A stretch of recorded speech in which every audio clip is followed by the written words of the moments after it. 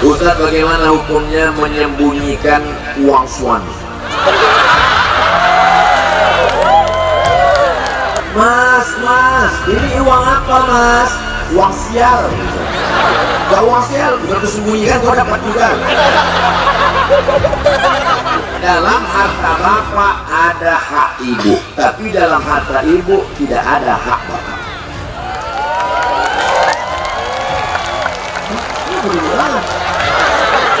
Ibu punya hak dari bapak 5: makan, pakaian, tempat tinggal, pendidikan, perhatian. Sedangkan ibu kepada bapak wajib patuh dan taat selama bapak patuh dan taat kepada Allah dan Rasulullah SAW. Apakah setelah menikah lalu suami serta-merta, hai istriku, mari kemari, kebunmu punyaku, mobilmu punyaku, surgamu di bawah tapak kaki. Ya. Tapi huwa jannatuki wa naruki, suamimu itu bisa jadi surgamu, suamimu juga bisa jadi neraka. A'udzu billahi minasy syaithanir rajim. Bismillahirrahmanirrahim. Ustaz, istri saya galak. Saya mau poligami. Boleh tidak kalau saya diam-diam?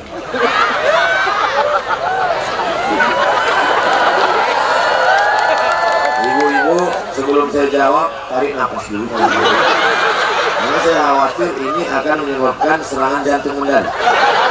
Tarik nafas. Tahan sebentar, hembuskan. Jangan tahan lama-lama, nanti keluar dari bawah.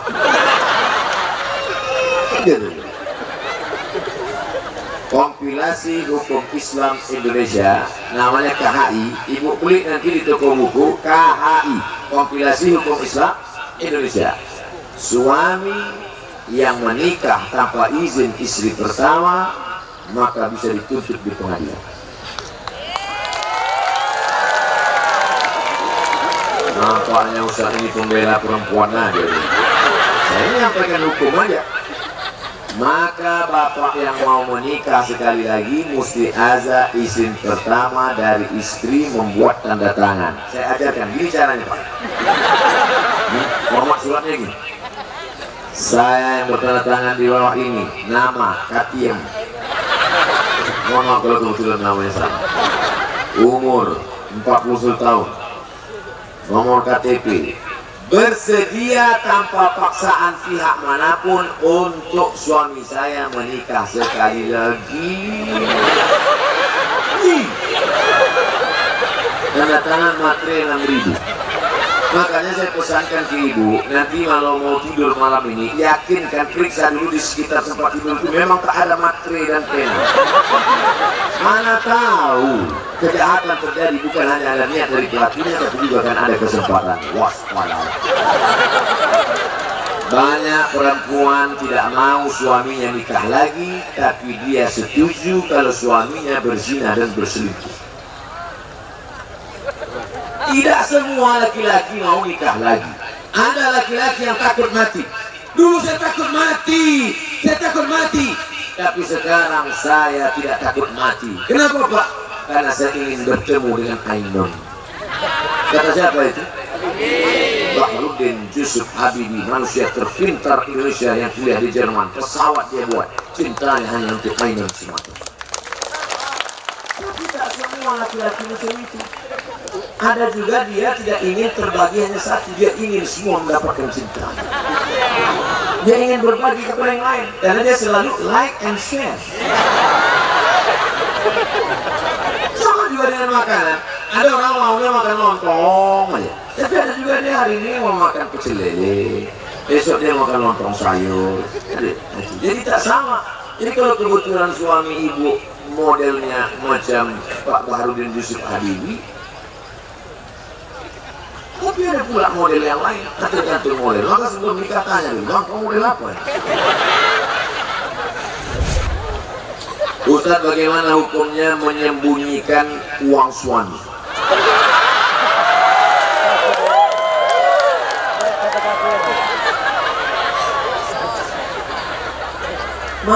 mas, ini uang apa mas? Uang sial gitu. Gak uang sial, udah kusembunyikan kau dapat juga.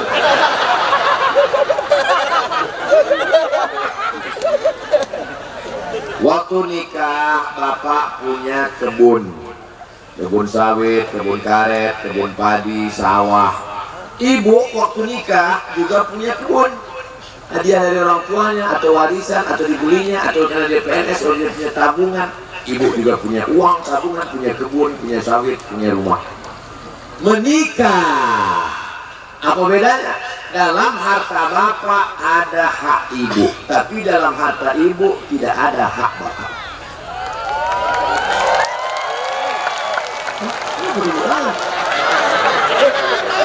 Ulang sekali lagi. Dalam harta bapak ada hak ibu, tapi dalam harta ibu tidak ada. Dalam harta bapak itu hak ibu namanya nafkah. Ibu punya hak dari bapak 5: makan, pakaian, tempat tinggal, pendidikan, perhatian. Sedangkan ibu kepada bapak wajib patuh dan taat selama bapak patuh dan taat kepada Allah dan Rasulullah SAW. Apakah setelah menikah lalu suami serta-merta, hai istriku, mari kemari, kebunmu punyaku, mobilmu punyaku, surgamu di bawah tapak kakiku? Ya. Tapi huwa jannatuki wa naruki, suamimu itu bisa jadi surgamu, suamimu juga bisa jadi neraka. Kamu kan tak tahu kan? Mereka adalah suami yang rendah hati dan tawadu. Ibu bisa masuk neraka gara-gara mereka, ibu juga bisa masuk surga gara-gara mereka. Nah, itulah makanya dikasih kayu supaya nggak pukul-pukulan. Sekarang setelah jelas, tiba-tiba ibu sembunyikan uang mereka. Why?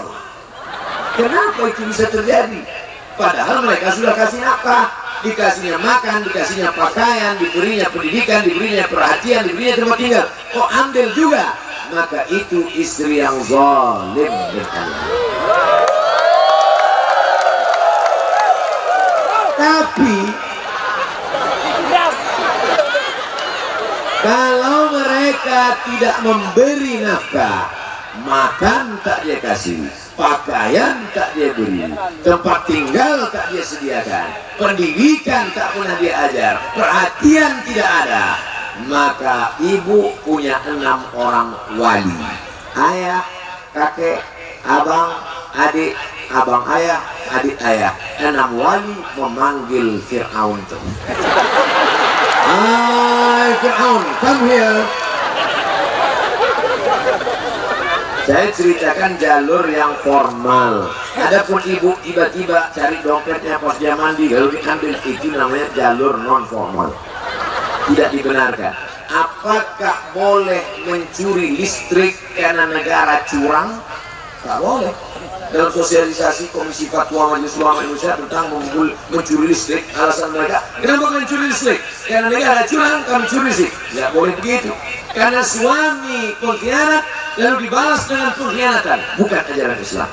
Ibu punya wali, wali ibu memanggil, cari wali ibu yang kira-kira polisi, tentara yang punya pistol. Mereka kan cuma punya pistol aja. Saya tidak ingin bertanya. Saya hanya ingin Ustadz menyebutkan manfaat dan keberkahan dari bersedekah. Bertanya juga lah itu. Sama dengan pertanyaan Ustadz, apakah manfaat sedekah? Memang orang Kendawangan cerdas-cerdas. Gaya dia luar biasa.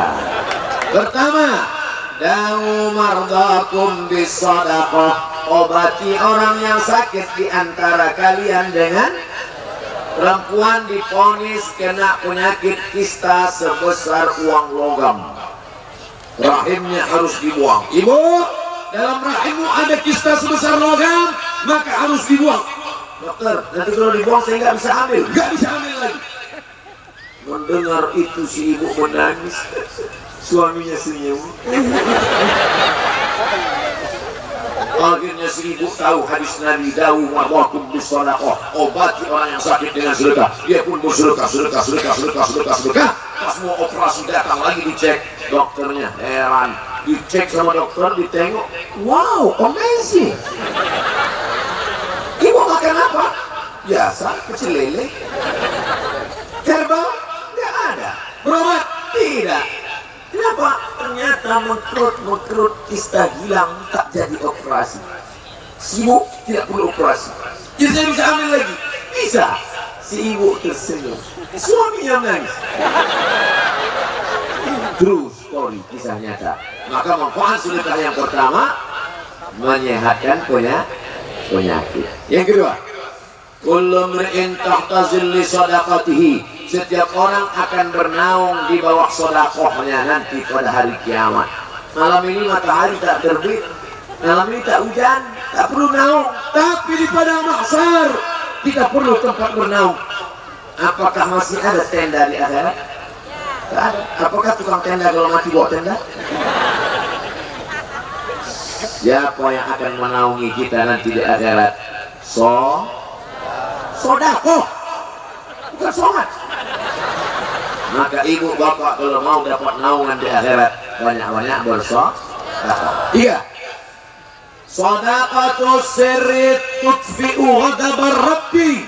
Sedekah memadamkan murka Allah. Kama yudfi'ul ma'an nar. Sebagaimana api dipadamkan oleh air. Kalau nampak api bergejolak, padamkan dengan hujan buatan. Ya, turun. Nunggu istisqa. Turun hujan. Memadamkan murka Allah dengan banyak-banyak bersedekah. 4. Shadaqatu sirri tudfi'u, shadaqatu sirri tarfa'u mitatas su'. Sedekah menolak mati su'ul khatimah. Makanya kalau mau selamat dari su'ul khatimah, Allahumma khtim lana bi husnil khatimah wa la takhtim alaina bi su'il khatimah. Di antara mau dapat husnul khatimah adalah bersedekah. Semoga Ustaz selalu sehat walafiat. Amin. Saya sehat. Banyak orang yang ragu katanya saya sakit. Saya sehat. Jika seorang suami berkata kepada istrinya, saya tidak bisa lagi hidup bersamamu dan sudah tak suka lagi. Apakah kata-kata itu termasuk talak? Talak terbagi dua. Talak sorih jelas, talak kinayah kiasan tak jelas. Ini termasuk talak sorih apa talak kinayah? Kinayah. Kalau dia jelas, ku talak engkau talak satu. Talak itu cerai, bukan ini kan. Itu tolak. Ku talak engkau talak satu. Itu namanya talak sorry, jelas. Tapi kalau yang model begini, aku tak suka lagi padamu, maka perempuan wajib nanya, maksud Allah? Misalnya dia bilang, kau pulang aja lah ke rumahmu. Atau dia katakan, aku mau muntah nengok muka kau. Maka jangan langsung diam. Tanya dia, maksudmu? Kalau dia bilang ada niat tolak, maka jatuh tolak satu. Aku sudah tak suka lagi, pulanglah ke rumah. Maksudmu? Enggak, aku nyuruh aja. Enggak jatuh, berarti enggak ada niat. Tapi kalau kata dia ada niat, maka jatuh talak satu. Talak satu masih bisa rujuk Pak Ustaz? Bisa. Limit waktunya berapa lama? 3 bulan. Kayak visa paspor juga. Kalau sebelum 3 bulan itu dia balik, rujuk.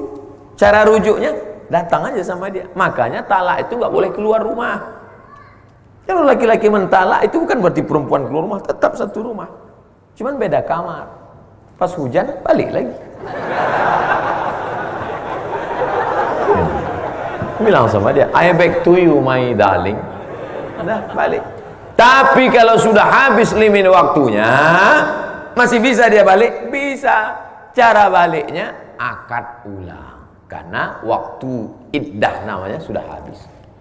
Macam nikah pertama kali dulu, ada mempelai laki-laki, ada wali, Ada 2 saksi, ada mahar, ada ijab dan aku nikahkan engkau dengan anakku dengan mahar sebentuk cincin emas tunai sah. Itu namanya pengantin baru stok lama. Jelas? Talak 2 masih bisa balik, yang tak bisa balik talak 3. Makanya semarah-marahnya engkau jangan langsung talak 3. Ini ada laki-laki ini marah, menggeletar dia, aku talak 100. Talak 100 jatuhnya 3. Ku talak engkau sebanyak bintang di langit. Jatuh 3. Kalau sudah jatuh talak 3, la tankiu fala tahillu lahu hatta tankiha zawjan ghairah. Tidak boleh kau nikah dengan dia sampai dia nikah lagi dengan laki-laki lain. Hati-hati. Makanya laki-laki itu sebelum menikah mesti paham kursus pernikahan. Jangan asal-asal aja. Ini yang penting mampu, punya uang langsung nikah, nggak ngerti masalah. Akhirnya rupanya dia sudah talak dan dia tidak tahu talak. Sudah talak bolak-balik. Asal marah talak. Lambat teh manis talak. Lambat sarapan talak. Lambat setrika talak. Rupanya anak-anaknya selama ini anak-anak zina. Gara-gara tidak tahu hukum talak. Makanya belajar ngaji. Tapi masyarakat jamaah Masjid Al-Huda ini semua saya yakin sudah ngaji insyaallah. Mohon petunjuknya bagaimana kita mengetahui membedakan ketika kita diberikan teguran atau cobaan oleh Allah Subhanahu wa taala. Misalnya demam. Dari mana kita tahu demam itu teguran apa cobaan? Ada kalanya sakit itu untuk menghapus dosa. Ada kalanya sakit itu untuk mengangkat derajat. Ada kalanya sakit itu laknat. Ada kalanya sakit itu menempatkan kita di surga yang tertinggi. Dari mana kita tahu bahwa demam kita itu masuk kategori demam level A, level B, level C? Apakah dari panasnya? Pakai termometer, oh panas Anda 40. Nah, ini laknat nih. Tak bisa. Makanya dalam hadis qudsi dikatakan, ana inda husni zanni abdi bi, aku menurut prasangka hambaku padaku, maka kita mesti husnuzan. Andai besok kita demam, nauzubillah, sekedar sampel contoh, maka yang pertama kita pakai hadis, la yusibul mu'min min nasabin wala wasabin wala saqamin wala syaukin yastakuha. Demam panas, gundah gulana, susah hati, duri menusuk tapak kaki, cara Allah menghapuskan dosa-dosa. Jadi husnuzan sama Allah, bahwa Allah menghilangkan dosa kita. Kapan dia jadi laknat? Kalau penyakit itu datang tidak merubah apa-apa, tidak mengingatkan pada mati, tidak mensyukuri nikmat sehat, tidak merubah apapun, saat itu kita sedang terlaknat. 3, ada kalanya penyakit itu mengangkat derajat kita. Haji, balasannya haji mabrur, surga. Bangun masjid, balasannya dapat satu tempat istana di surga. Tapi ada balasan yang tidak bisa dihitung. Apa dia? Orang yang sabar, maka sabar menerima penyakit, tapi tetap berobat. Jangan gara-gara ini ayo kita ke rumah sakit. Sabar. Itu bukan sabar, bodoh. 4, mungkin engkau tak ada dosa karena selalu istighfar, tahajud, witir, duha. Mungkin engkau pula sudah ditinggikan Allah derajat, tapi rupanya namamu sudah ada dalam daftar penghuni surga Jannatul Firdaus. Sudah ada namamu di situ. Namamu sudah dituliskan malaikat. Cuman waktu dicek kurang amalnya. Ada yang kurang 2 on, ada yang kurang 2 mili. Maka bagaimana cara melengkapkannya? Diuji Allah SWT.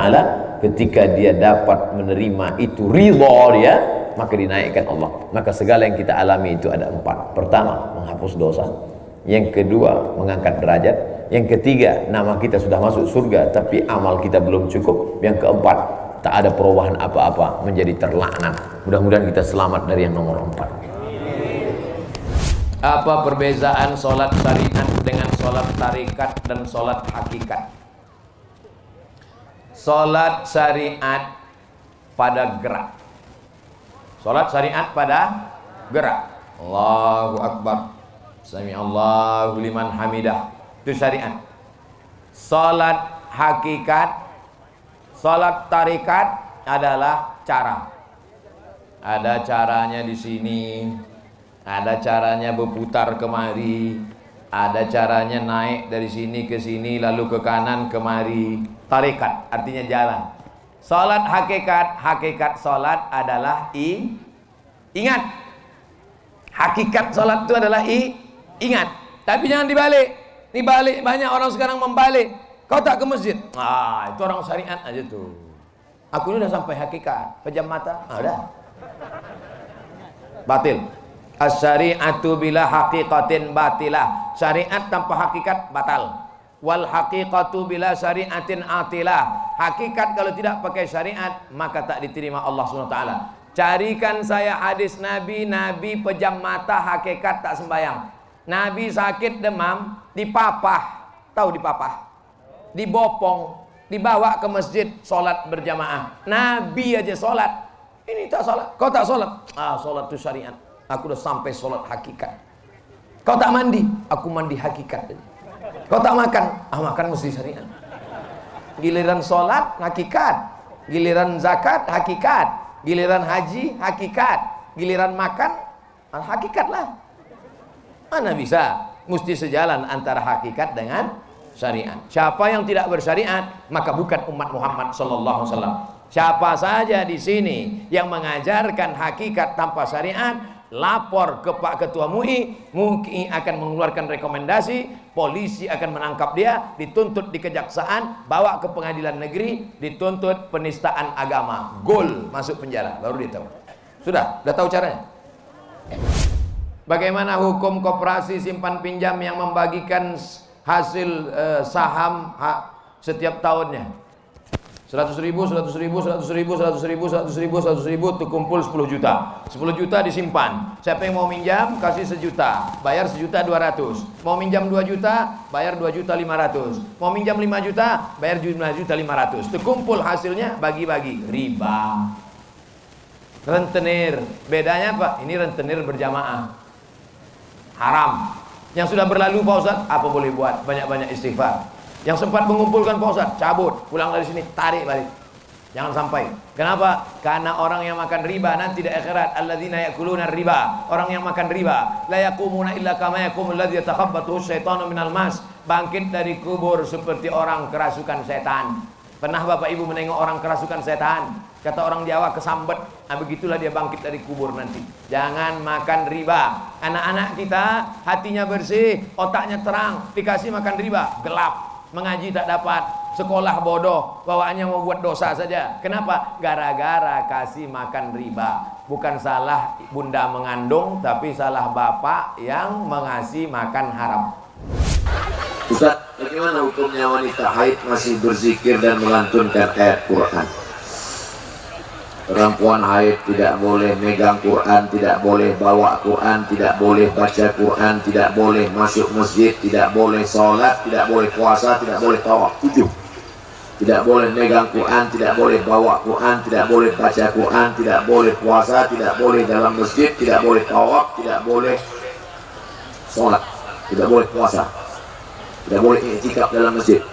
Itu yang saya pakai. Kalau ada ustaz lain mengatakan boleh ada, kau akan dituntut di hadapan Allah. Saya pakai pendapat dalam kitab Al-Fiqhul Islami wa Adillatuh Syekh Wahbah Zuhaili. Tapi kalau ayat itu ayatnya doa, boleh.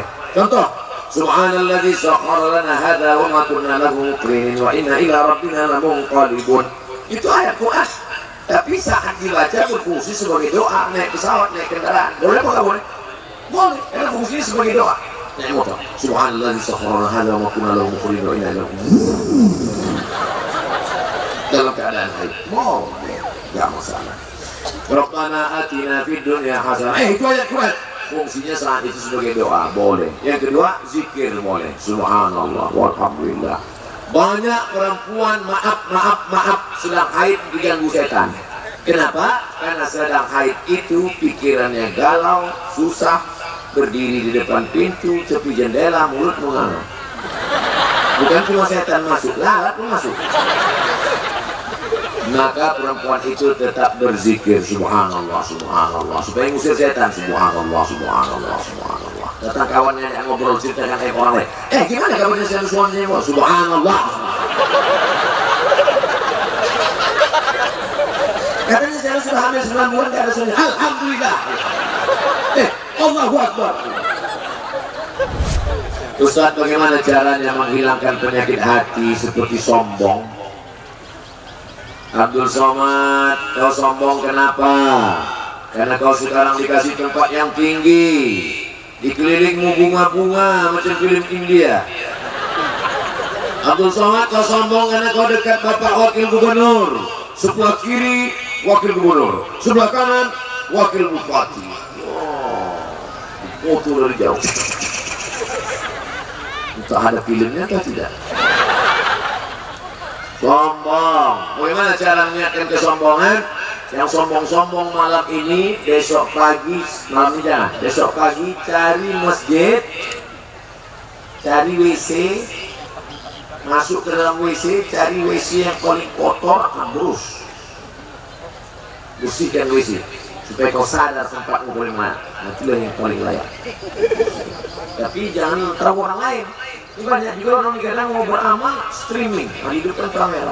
Soalnya kalau ingin menghilangkan kesombongan, masuklah ke dalam WC. Mau menghilangkan kesombongan, besok pergi ke Ketapang, pergi ke rumah sakit, lihat orang yang cuci darah. Ada harga uang? Tidak ada. Saya pergi ke rumah sakit, Pak dokter, berapa ini harga cuci darah ini sekali cuci darah? 3 juta Pak Ustaz. Seminggu berapa kali? 2 kali. Sebulan berapa kali? 8 kali. 3 juta kali 8 kali berapa? Banyak. Mana harga uang? Tak ada. Harga jabatan tak ada. Kalau sudah mau sakratul maut, banyak orang datang. Tapi yang menolong hanya la ilaha illallah. Mau menghilangkan kesombongan, pergi ke liang lahat pas orang mau dikubur, dekat-dekat ke liang kubur, tengok liang kubur. Ada bunga-bunga di liang kubur. Ada, tengok, masuk. Kalau dikasih izin masuk sama anaknya, masuk dalam. Izin saya masuk, kata anaknya, bapaknya kan masuk, mau di dalam terus nggak apa-apa. Kalau nanti ada orang mati, istrinya di tepi menangis, abang, mas. Kira-kira yang nangis itu mau nggak masuk ke dalam? Itu ngaku lagi nggak mau. Saya tanya sekali lagi, yang nangis di pintu kubur, yang mengatakan kepada suaminya, jangan tinggalkan aku mas, jangan napasku pergi. Kalau betul-betul disuruh dia masuk, dia masuk ke dalam.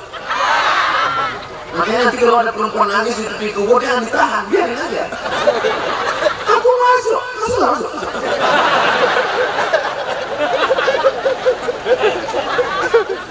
Hai orang-orang yang sombong, pergi ke WC, gosok WC yang kotor. Hei orang yang sombong, pergi ke rumah sakit, tengok orang yang sakit. Hei orang yang sombong, pergi ke samping kubur, tengok orang masuk liang lahat. Hilang sombong. Tak juga hilang. Bagaimana sikap saya jika istri saya mohon maaf selingkuh dengan sahabat saya sendiri?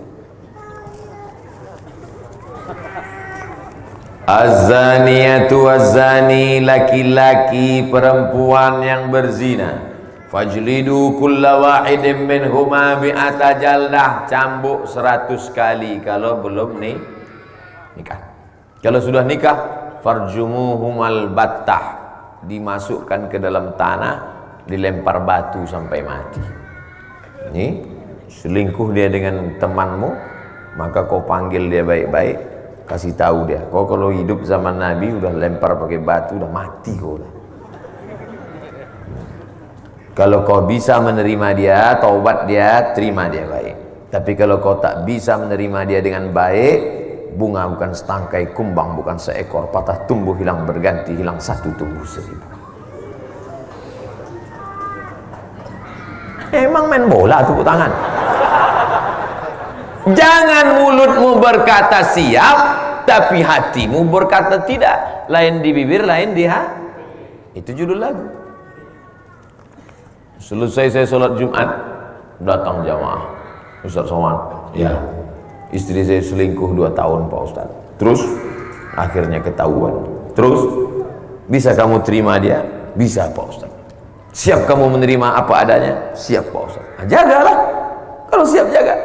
Jangan mulutmu mengatakan siap menerima tapi hatimu tidak.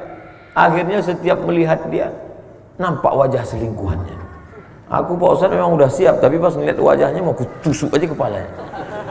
Tidak bisa. Tidak ada laki-laki yang sanggup siap. Karena laki-laki yang siap adalah laki-laki dayus. Dayus cemburu. La yadkhulul jannah, tak masuk surga. Siapa yang tak masuk surga itu ya Rasulullah? Dayus. Siapa dayus? La yagharu ala maharimihi. Tak ada rasa cemburunya. Tak ada rasa cemburu. Bininya dibawa orang, cuek aja deh. Tadi kulihat istrimu dibawa orang nonton. Udah biasa. Ini dayus sih. Dayus tak mencium bau surga. Tapi jangan pula terlalu cemburu. Sampai istri beli kangkung pun gak bisa. Ente kenapa gak beli kangkung? Suamiku curiga sama tukang jual kangkung. Ini itu namanya posesif. Terlalu cemburu. Lagi-lagi ummatan wasata. Jangan terlalu cemburu posesif, jangan pula sampai tak ada rasa cemburu dayus. Siapa namanya? Dayus posesif.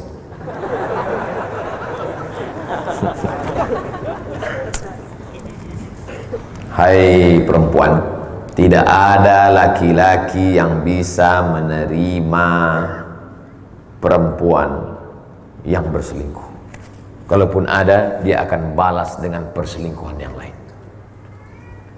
Karena tabiat laki-laki adalah ayam jantan yang perkasa.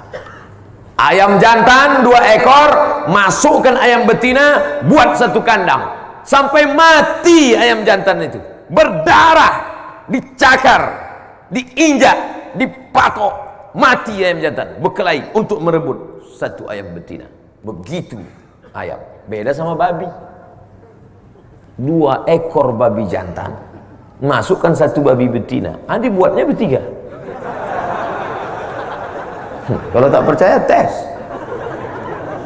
Maka laki-laki adalah ayam jantan yang perkasa, tak bisa berbagi hatinya, tak bisa berbagi cintanya. Tapi ada laki-laki yang hatinya lapang, setelah perempuan itu taubat bisa dia terima. Mas, berat untuk kuakui, tapi aku sudah salah. Nggak apa-apa, aku siap menerimamu. Karena aku pun juga udah nikah siri 3 kali. Rasakan kau lah. Ustadz yang disayangi Allah, amin. Bolehkah badal haji laki-laki dilaksanakan perempuan? Boleh. Mana dalilnya? Ada seorang perempuan mau membadalkan haji ayahnya karena ayahnya sakit keras. Badal haji itu apa? Melaksanakan haji untuk orang 2. 1 sudah meninggal dunia, yang 1 masih hidup tapi sakit keras. Dalilnya ada. Labbaik Allahumma subrumah, labbaik Allahumma subrumah, aku menghajikan subrumah. Nabi nanya, ente ngajikan siapa? Subrumah. Subrumah itu siapa? Akhi, my brother, sedulurku, saudara saya. Dia sudah meninggal dunia. Ya. Kau sudah haji apa belum? Belum. Hajikan dulu dirimu, baru hajikan subrumah. Itulah dalil boleh menghajikan orang yang sudah meninggal. Mudah-mudahan kita semua bisa berangkat haji. Setelah adik-adik nanti haji, pas haji yang kedua, itu kau hajikan saudaramu. Pas nanti sampai di Bir Ali, labbaik Allahumma umrah an fulan bin fulan, aku hajikan saudaraku si fulan bin fulan, aku umrohkan. Bagaimana kalau jamaahnya laki-laki mau menghajikan ibunya? Sah. Bagaimana kalau jamaahnya perempuan mau menghajikan bapaknya? Sah. Dalil tentang ini hadis sahih. Ya Rasulullah, bapak saya kalau dinaikkan ke atas onta jatuh. Naik atas onta jatuh. Sudah tua, tulang belakangnya tak bisa lurus lagi. Bolehkah saya hajikan dia? Boleh. Itu dalil yang sudah tua bisa dihajikan. karena tak sanggup lagi naik pesawat. Apakah sah salat waktu jika imam tak tepat makharijul hurufnya dalam rukun bacaan Al-Fatihah? La salata liman lam yaqra bi Fatihatil kitab. Tidak sah salat orang kalau Fatihahnya tak betul, makharijul hurufnya betul. Bismillahirrahmanirrahim. Ada tasdid, bukan bismillahirrahmanirrahim. Ini guru-guru hati-hati. Bismillahirrahmanirrahim. Ada tasdid. Bismillahirrahmanirrahim. Ha itu dipegang dada tak bergetar. Kalau dipegang dada bergetar, huruf besar. Bergetar. Kalau huruf kecil, kalau mengajar gosok gigi dulu. Jangan sampai jamaah itu pengsan. Alhamdulillahi Rabb. Oranya tafkhim, tebal, bukan ro, bukan. Oro. Alhamdulillahi Rabbil Ain di dalam, bukan a. Alhamdulillahi Rabbil Alamin. Tasdid lagi. Ar-Rahmanir-Rahim. Mimnya panjang. Maliki Yaumiddin. Iyanya panjang. Iya pakai tasdid, bukan iyaka. Banyak juga. Iyyaka na'budu wa iyyaka nasta'in. Iyyaka na'budu wa iyyaka nasta'in. Ha besar. Ih bergetar. Ih sa tebal, bukan sin, bukan sa. Ihdinas siratal mustaqim. Qaf di sini. Siratal ladzi za, bukan za, bukan ja, bukan za. Za. Letakkan ujung lidah di ujung gigi. Mohon maaf Pak Ustaz, kenapa? Gigi tinggal di rumah. Siratal ladzina an'amta alaihim. Bukan G. Ghairil maghdubi. Tebal. Ghairil maghdubi alaihim. Ulang sekali dha. Waladdallin.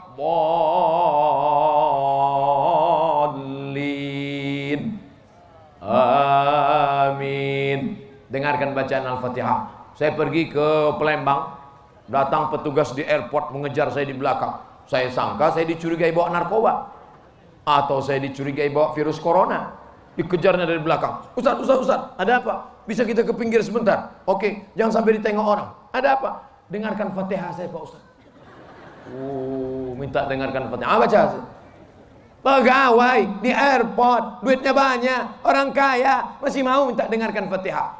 Ini susah, miskin, melarat, sombong, lewat kita cuek aja deh.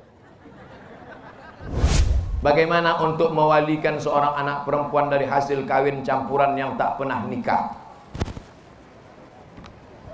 Orang berzina maka tidak dianggap menikah, maka perempuan itu tidak ada walinya. Tak ada walinya. Kalau ada orang hasil nikah, walinya ayahnya. Ayahnya tak ada atuknya. Atuknya tak ada abangnya. Abangnya tak ada adiknya. Adiknya tak ada pakciknya. Pakciknya tak ada abang ayahnya. 6 wali. Tapi kalau dia tidak nikah, siapa walinya? Fasultanu waliyun man la waliyalaha. Walinya adalah Sultan Abdurrahman Muzaffar Shah. Andai ada di sini orang tak punya wali, walinya adalah Sultan Kerajaan Riau Lingga, Sultan Abdurrahman Muzaffar Shah, atau Sultan Kerajaan Pelalawan. Sekarang Sultan sudah tak ada. Siapa walinya? Walinya adalah Pak Kua, kantor urusan agama. Pak Kua menikahkan. Aku nikahkan engkau dengan si fulan dengan mahar sebentuk cincin emas tunai. Sah. Ini kartu kuning. Bagaimana cara mendidik karakter anak di era milenial sekarang? Anak-anak zaman sekarang tak seperti anak zaman dulu. Zaman anak dulu bisa dibentak-bentak, jangan. Anak sekarang kita bentak, suara dia lebih kuat dari kita. Kita bentak dia, jangan. Dia bisa nembak, ditembaknya kita. Dia tiap hari nembak musuh yang tak mati-mati. Main game online. Oleh sebab itu maka cara mendidik mereka, kita bekerja sama dengan tim IT, membuatkan ceramah, tapi tidak melalui mulut ustadz, melalui drama, melalui sinetron, melalui film animasi. Ini merangka pendidikan milenial. Anak-anak muda tidak mau pengajian sama orang-orang tua. Ustaz Somad, kami maunya anak muda ini khusus pengajian anak muda. Makanya beberapa pengajian saya hadir isinya anak muda semua. Karena kata mereka, kenapa kalian nggak mau ikut pengajian orang tua? Ustaz itu ceritanya mati sakaratul maut, mati saya ngomong neraka, mati saya ngomong neraka. Kami mau cerita tentang masa depan. Anak muda tidak mau selamanya diceramai, mereka maunya ada dialog. Maka dibuatkan malam ini pengajian kita dialog interaktif antara bapak polisi dengan lawyer, advokat. Advokat itu pengacara, bukan yang hijau-hijau pakai cat putih. Hadirkan malam itu ustadz, advokat, polisi, lawyer, pengacara dengan mantan pecandu narkoba. Nah, jadi dialog. Itu membawa acara interaktif. Nah, menurut bapak polisi, gimana nih tentang narkoba, Pak Polisi? Siapa yang pakai narkoba? Penjara. Siapa yang mau tembak? Siapa yang pakai narkoba? Gantung. Pak Dokter, gimana menurut bapak tentang narkoba? Siapa yang pakai narkoba? Gila. Siapa yang narkoba? Mati. Siapa yang narkoba? Bodoh. Mungkin Ustaz ada kalimat yang lebih menyejukkan Ustaz. Siapa yang pakai narkoba? Neraka jahanam. Siapa yang pakai narkoba itu disungkurkan dalam neraka jahannam. Mungkin saudara yang sudah taubat, gimana perasaan saudara? Alhamdulillah, saya sejak berhenti pakai narkoba ini makan lebih kuat, badan lebih sehat. Dulu waktu mau pakai narkoba itu bawaan saya mau bunuh diri aja.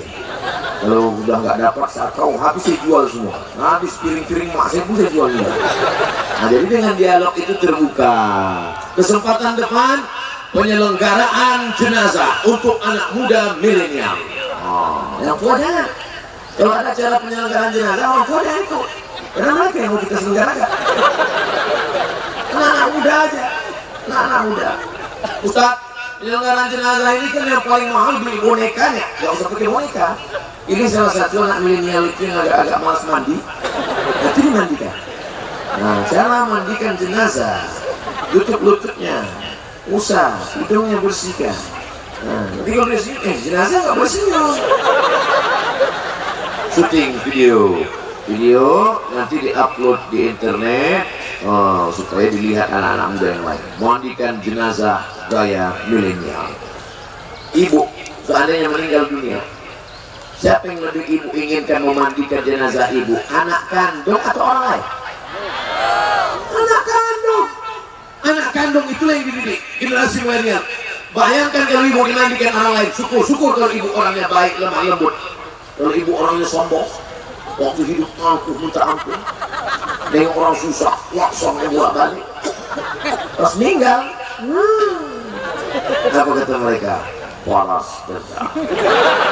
Begitu ibu meninggal, mereka kunci pintu kamar mandi, langsung mereka ambil super pel.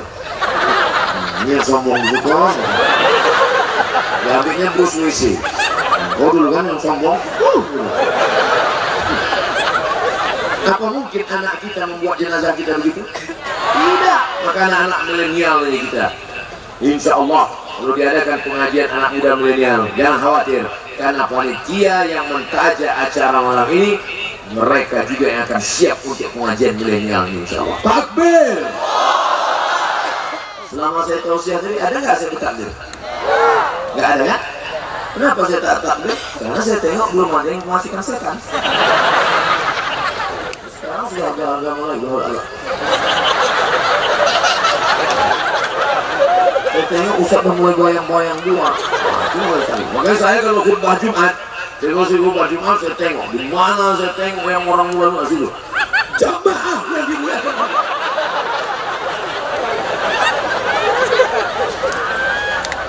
Jangan sakit hati. Saya bukan marah sama jamaah. Saya ngusir setan dia.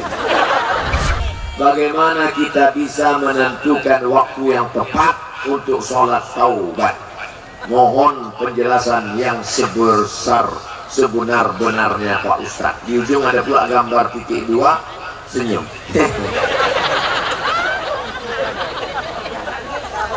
Waktu yang paling bagus adalah malam. Pulang dari sini langsung tidur. TV mati, handphone mati, hidupkan waker. Wake, bangun, jam yang bisa membangunkan.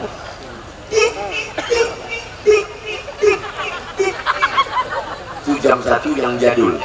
Buat satu lagi jam, setel nanti jam 3, jam 2 malam, buat lagu. Bisa kan di setel jam itu keluar lagu kan? Astagfirullah. Pas nanti jam 2 bunyi. Bila Israel datang memanggil jasad itu untuk yang mak-mak sama bapak-bapak. Adapun untuk yang anak muda, lagu juga tapi bukan lagu itu. Mati.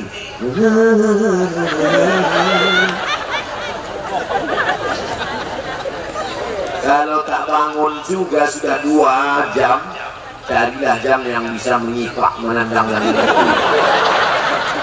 Besok cari, pergi ke Pontianak tanya, ada tak jam? Jam apa mereknya Pak? Terserahlah, mau Seiko, mau Citizen, mau Rolex, yang penting bisa menyipak. Lalu kemudian bangun, sholat tahajud, sholat sunat taubat. Sholat sunat taubat tidak ditentukan waktunya. Kalau duha pagi, kalau tahajud malam. Tapi sholat sunat taubat tak ada waktu kapanpun boleh. Maka tadi saya ajak pulang dari sini nggak tahu ketiduran. Usolli sunnat taubat raka'atain lillahi ta'ala. Mudah-mudahan kita termasuk hamba Allah yang bertaubat.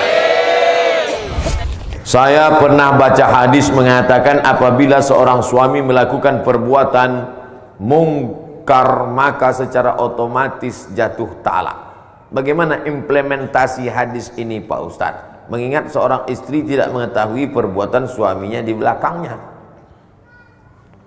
Maksudnya gini. Man taraka sholata muta'ammidan faqad kafara jihara. Siapa yang meninggalkan sholat secara nyata, secara jelas, secara sengaja, maka kafirlah dia. Mungkin Bapak Ibu pernah lihat itu di internet. Siapa yang suaminya tak sholat, otomatis fasakh.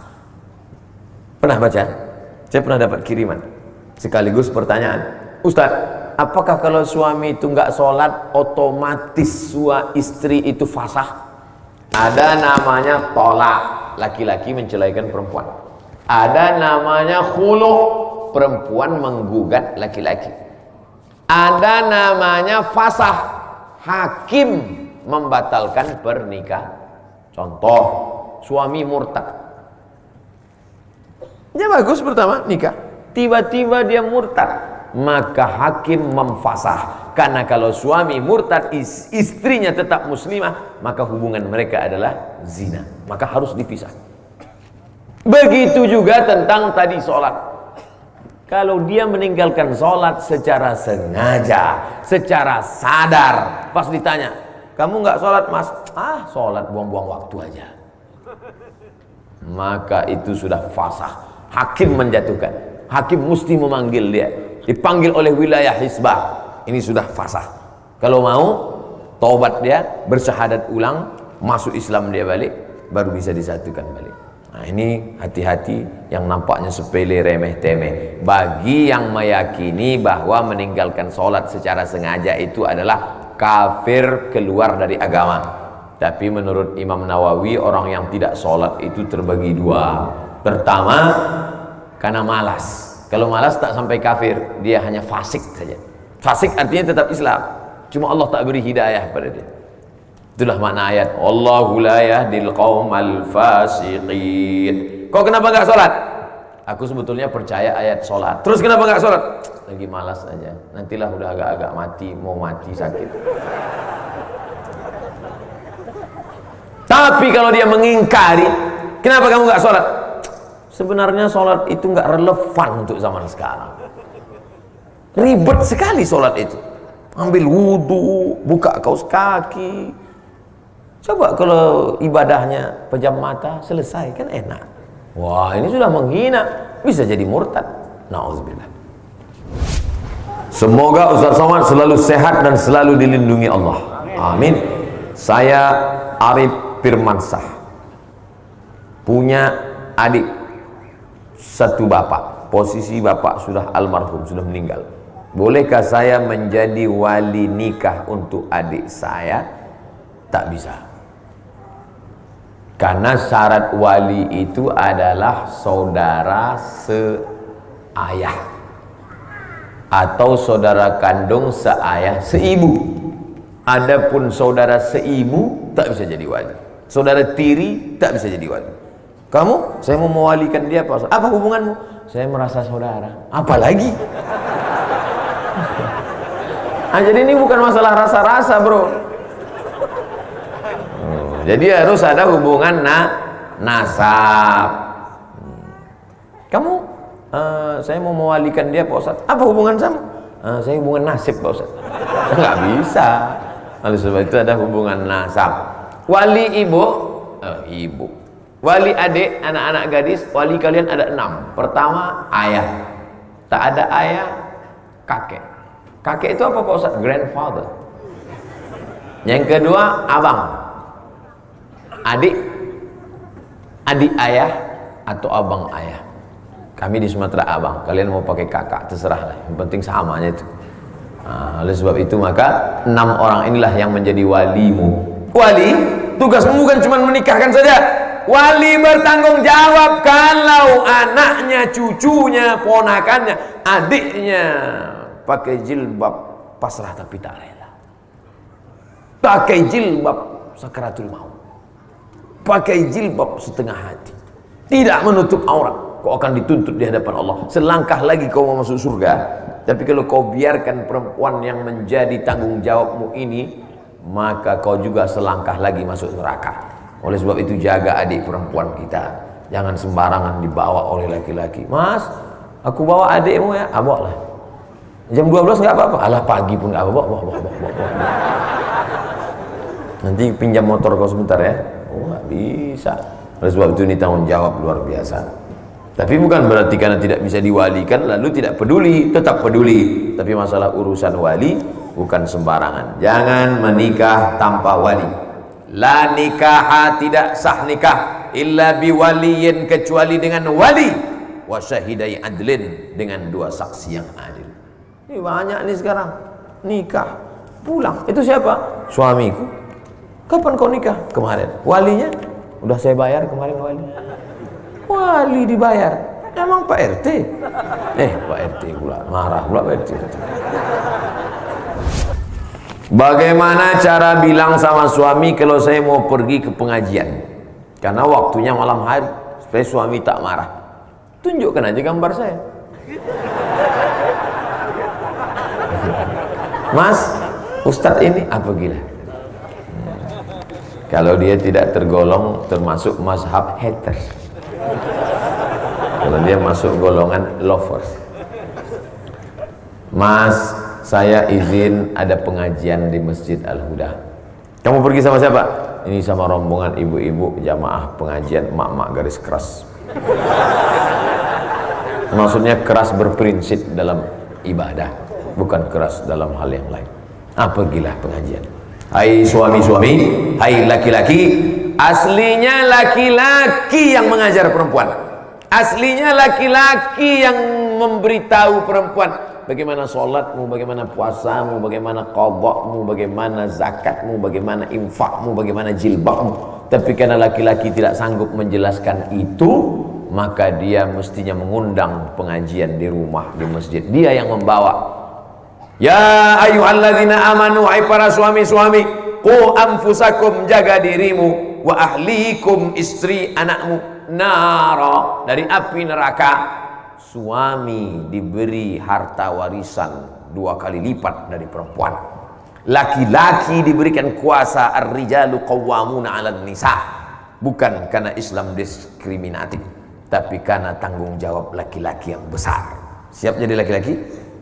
Banyak sekarang laki-laki nggak siap jadi laki-laki, berotot tapi melambai. Di mana pengajian Masjid Al-Huda? Sana. Ini termasuk laki-laki yang tak siap jadi laki-laki. Oleh sebab itu saya bangga malam ini saya sedang berhadapan dengan laki-laki yang sejati. Laki-laki yang sejati bukan ototnya tegap. Laki-laki sejati adalah laki-laki yang menyelamatkan perempuan. Khuliqatil mar'atu min dhila'. Perempuan itu diciptakan dari tulang rusuk yang bengkok. A'wajuha a'laha, tulang rusuk yang paling bengkok, yang paling bagian atas. In akhazta aqamtaha kasartaha, tulang rusuk yang bengkok itu kalau kau paksa lurus dia akan patah. Ini tulang rusuk bengkok. Kalau kau paksa lurus patah dia. Kalau kau ikut kau jadi bengkok. Maka pandai-pandailah meluruskannya, ajak dia pengajian, bawa majelis ta'lim. Kamulah laki-laki yang mesti membawa mereka. Sekarang ada perempuan yang mau pengajian, alhamdulillah. Allah nggak adil Pak Ustaz. Kenapa dia baik dapat istri celaka? Kenapa dia perempuan baik dapat suami tak baik? Husnuzon sama Allah. Mungkin laki-laki yang tak baik itu supaya istrinya itu menjadi baik. Mungkin perempuan yang tak baik itu dijumpakan Allah dengan yang baik supaya mereka baik. Kalau suami baik dapat istri baik, lalu yang tak baik, masa mereka sama-sama dua masuk neraka? Husnuzon kepada Allah Subhanahu wa ta'ala. Oleh sebab itu maka menjadi laki-laki adalah tanggung jawab. Menjadi laki-laki, ibu yang punya anak laki-laki panggil ke sini sebentar nak. Kau menjadi laki-laki ada tanggung jawab di hadapanmu. Kau akan dituntut, kau akan ditanya. Kullukum ra'in, setiap kamu pemimpin, wa kullukum mas'ulun an ra'iyatih, setiap kalian akan dituntut, diminta tanggung jawab di hadapan Allah Subhanahu wa taala. Laki-laki sekarang yang ditanya hanya sholatmu saja, yang ditanya sekarang hanya celanamu saja sudah nutup lutut atau tidak. Tapi begitu kau menikah, sholat istrimu, bacaan Quran istrimu, jilbab istrimu, semua akan ditanya. Tapi jangan gara-gara ini kau takut nikah. Kau udah nikah, berat kata seseorang. Jadi gimana? Aku mau nikah sama laki-laki aja. Oh, alhamdulillah. Laknat di atas laknat adalah disebutkan azabnya dalam Al-Quran. Atatuna rijala syahwatan min dunin nisa. Kenapa kalian bersahwat melihat laki-laki tapi tidak pada perempuan? Ada laki-laki yang bersahwat pada laki-laki. Melihat perempuan, cuek aja deh. Bro, ada cewek cantik, cuek aja. Ada anak lajang ganteng, wow. Ja'alna 'aliha safilaha. Kami jadikan bagian bawah tanah itu naik ke atas, bagian atas jatuh ke bawah. Wa amtarna 'alaihim bihijaratin min sijilin mamdud. Kami hujani mereka dengan tanah liat yang terbakar api neraka. Azab bagi homoseksual. Hati-hati. LGBT. Mudah-mudahan Allah menyelamatkan anak-anak muda kita insyaallah. Apa hukumnya orang setiap saat bersolawat, setiap saat menggibah orang lain?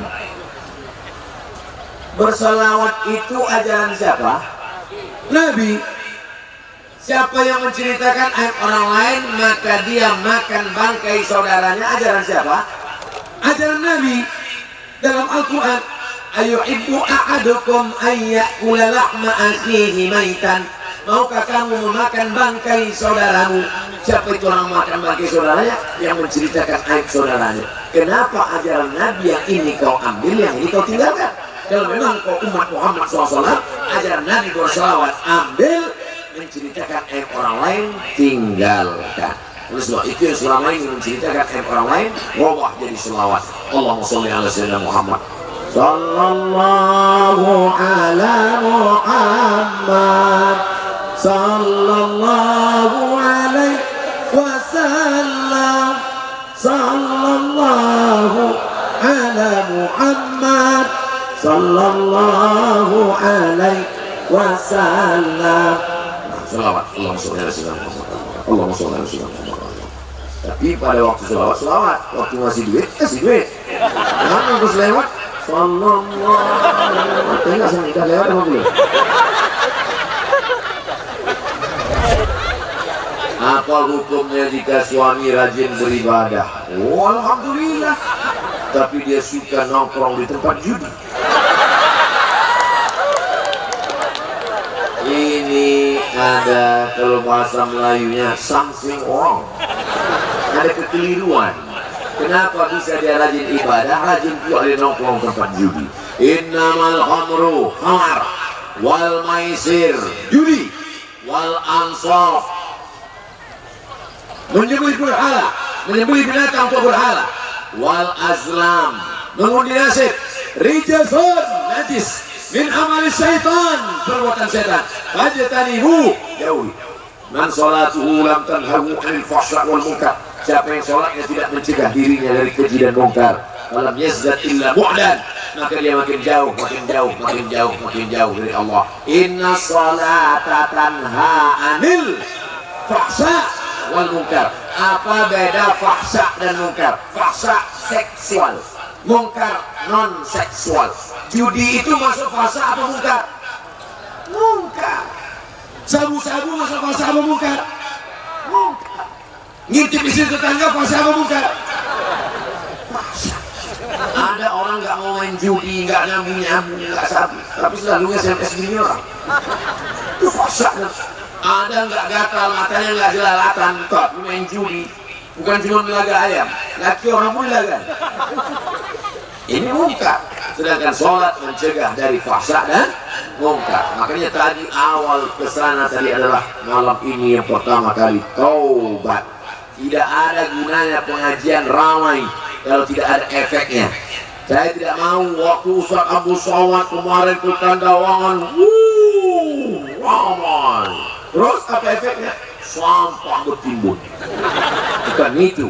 Kita ingin ada perubahan. Ya Allah, mudah-mudahan yang berjudi, yang minum khamar, sabu-sabu, yang riba, yang aib orang berhenti setelah malam ini, insya Allah. Pak Ustadz, bagaimana sebaiknya hubungan umara dan ulama dalam Islam? Kata Habib Ali Zainal Abidin, Ustadz Somad, kau kan dianggap orang sebagai ustadz ulama. Ya, hubungan kau dengan umara itu macam garam dengan gulai. Hubungan umara dengan ulama macam garam dengan gulai. Jangan terlalu banyak, nanti masin. Jangan pula sampai tak ada hubungan, sampai tak berasa. Nah, begitulah hubungan kita dekat dengan umara, bupati, wali kota, gubernur, presiden, menteri. Nah, agak-agak jauh sikit, dekat. Agak-agak foto 2 kali petik, habis itu jauh boleh. Macam main layang-layang. Jangan terlalu diulur, tersangkut pokok durian. Jangan pula tak diulur sampai tak terbang. Paham? Jadi kalau nampak saya nanti berfoto sama pejabat, itu bukan berarti saya sudah jadi piaraannya. Macam garam, kurang asin kasih sikit. Udah agak-agak terasa asin, menjauh. Macam main layang-layang. Ada angin kencang, ulur. Kurang angin, tarik. Jangan sampai tersangkut. Salah tarik, masuk. Apa hukumnya menumpuk uang kas masjid? Tadi kami cerita dengan Pak Wagub, beliau pergi ke Yogyakarta, mampir ke masjid Jogo Karian. Masjidnya biasa aja, tapi programnya luar biasa. Setiap hari Jumat pengurus membacakan kas masjid kita 0. Setiap hari Jumat kas masjid kita kosong. Kenapa? Uang kas masjid tak pernah bertahan. Untuk apa? Fakir miskin. Untuk apa? Beli karpet. Untuk apa? Modal usaha. Untuk apa? Tapi ada pengurus masjid bangga, kas masjid kita 300 juta.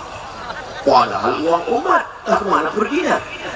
Oleh sebab itu maka ada program, tadi saya dengar Pak Wagub, program bagus sekali. Pengurus-pengurus masjid diberikan kesempatan menyalurkan penjualan beras harga murah, tapi yang boleh membelinya adalah orang yang sholat berjamaah ke masjid. Bagus atau tak bagus? Bagus. Dan saya dibawa pula oleh Ustadz Luqman di Pontianak. Jangan lupa nanti kalau ke Pontianak mampir ke gedung tower tinggi namanya Munzalan Tower. Masjidnya bentuk sampan kapal Nabi Nuh. Mana tahu nanti air naik ke Pontianak, yang naik sampan itu selamat. Dan ada tower.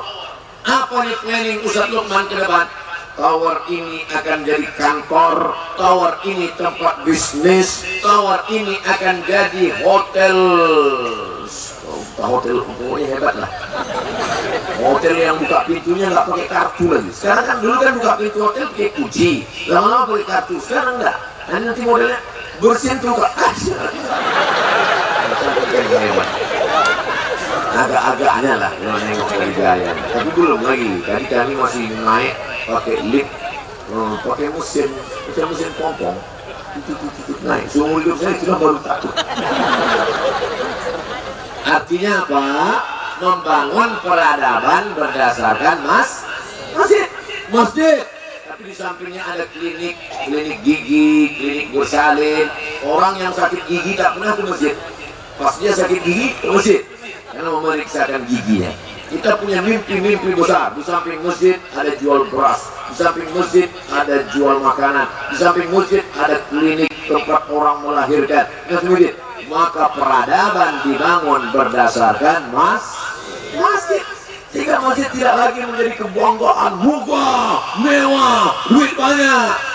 Tapi yang sholat pemain inti, imam, makmum itu orang. Itu pun kadang-kadang dia jadi imam, dia jadi muazzin, dia jadi makmum, dia bersihkan masjid. Hayya 'alas shalah. Kata jamaah, kau aja duluan lah.